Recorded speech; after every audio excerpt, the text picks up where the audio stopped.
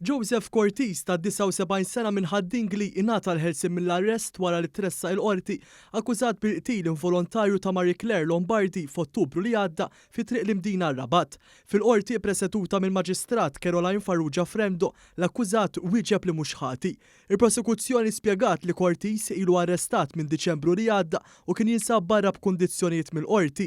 Minn hawnhekk dejjem ikkopera mal-Pulizija. Fid-deċiżjoni tagħha l-Maġistrat ikkunsidrat l-età tal-imputat u ordnat il-ħelsin mill-arrest b'garanzija personali ta' 50,000 euro. Barra minn hekk irid jiffirma fl-Assa tar-Rabat 3 darbit fil-ġimgħa.